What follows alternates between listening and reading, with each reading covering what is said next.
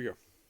Welcome back to Nick Lenz's Comic Corner, classic less non-classic. This episode number 2542 and Doubleshot number 2436. With this first trade here, I am halfway through this trade series. I have 3 more left to go at this one. We have Cable Deadpool, Volume 5, Living Legends, which collects 25 to 29 of the comic book. Yep. The biggest thing with this comic book is basically Captain America appearing in this book. Yep. Story of a famous season, he writes pretty much the whole series with Len Riley Brown, and Rob Lim. Rob Lim, legendary artist. Still occasionally does work this very day. I think the most recent work he worked on was the Silver Surfer Legacy, Silver Surfer Rebirth and Rebirth Legacy. Riley Brown, I believe this guy worked on Tale TMNT. This guy is also known for basically creating Leatherhead for the Turtles. Yep. So the big thing with this book is that we have Captain America playing these issues. Yep. Captain America's here. And you're thinking, wait a minute, if Captain America's here, is this like between comics?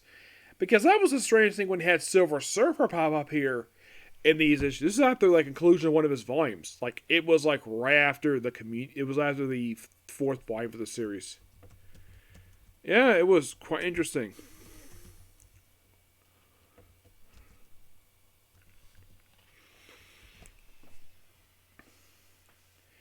Yeah, so he of course previously appeared in the other story arc. Yeah, and he's here for the 25th issue of the series, which I think is really good. Yeah. It is quite interesting, though, he would appear in this book. But I guess for some people, like, that's not surprising. He practically appears in pretty much, like, every single comic book ever published Marvel Comics. Generally put, he does. Heck, this guy even appeared in an issue of NFL Super Pro, which Famous He's wrote that one, too, so Fabian the Seas does have some experience writing Captain America. So there's that. Mm-hmm. And I did ask him about Cable. He didn't necessarily create Cable per se, but he has been the most prolific writer for the character. Yes. That is 100% complete. Basically from that's what he told me per se.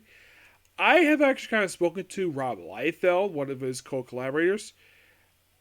Apparently, he and Rob have fallen out several years ago at some point. I'm not sure because I spoke to him, like I mentioned I met him, and he describes as a hack writer. I'm not kidding about that. That's what he mentioned to me on a Whatnot stream. Yeah, he described him as a hack writer. I'm not sure exactly why per se. Would I mention this to basically the season if I see him again? Maybe. But, I highly doubt he'll want to talk about it. Yes. I highly doubt he does. Purely because basically, I'm sure him and Rob are basically not speaking to each other right now, so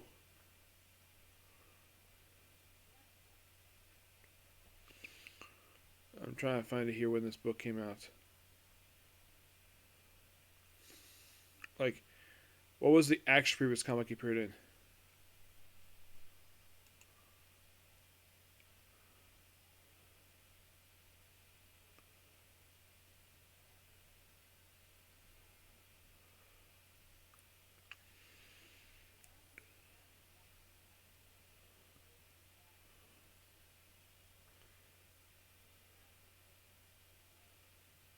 They say here was like Marvel Knight Spider-Man number 22.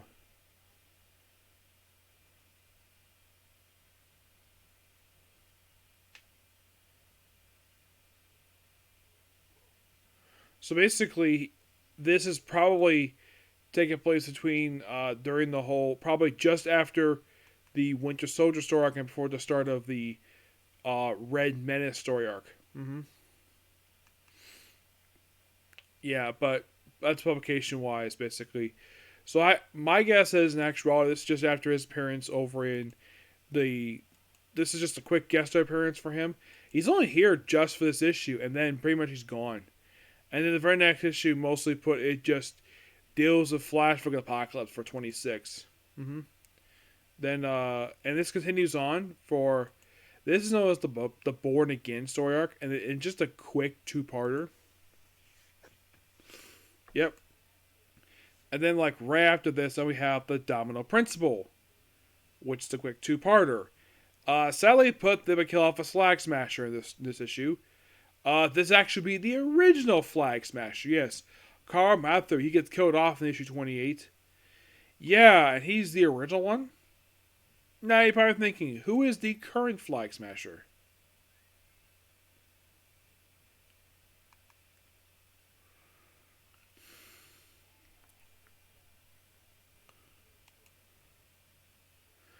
There's a few different ones. Well, there's Carl, who appeared in the issue of Deadpool.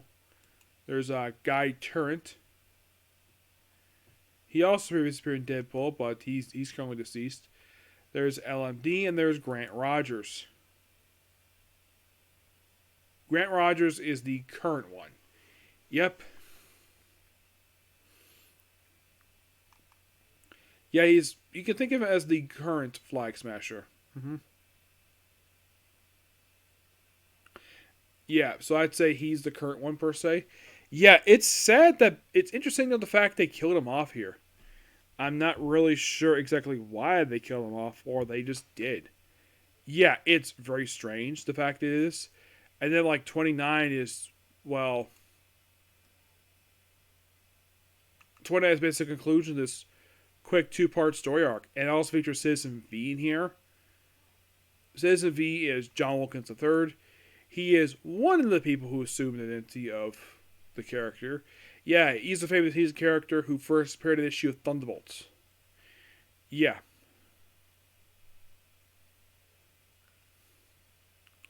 They say here he's the seventh one. He's the seventh Citizen V. The original one was John Wilkins the first, second, and third. Those are Paulo Breezy, Zemo, and Dallas Gordon. Yeah. So yeah, he's the seventh Citizen V. Mm-hmm.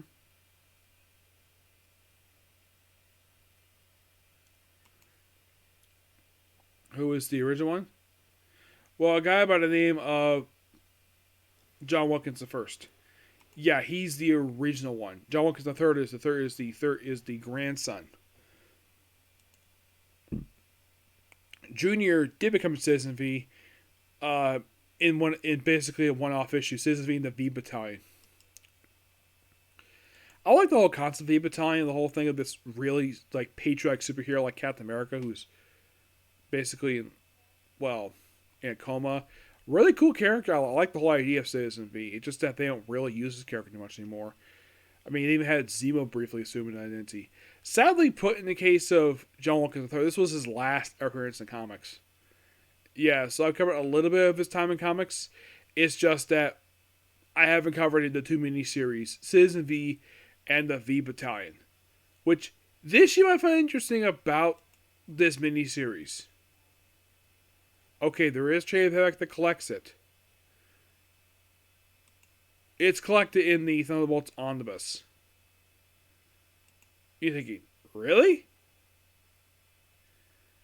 In the Thunderbolts Omnibus, collect this book.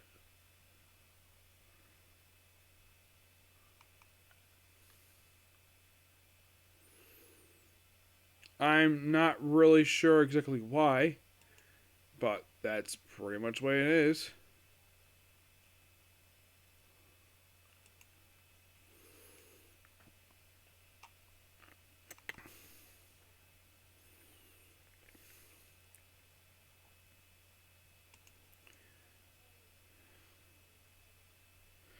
Yeah, it's just baffling to me the fact they did it.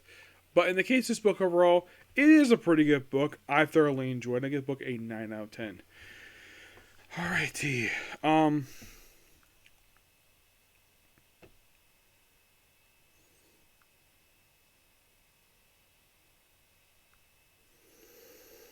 Okay, I'm doing Venom. Okay, so. Okay, that's it for the review. Next up is going to be one more comic corner. Okay, next up. Bye.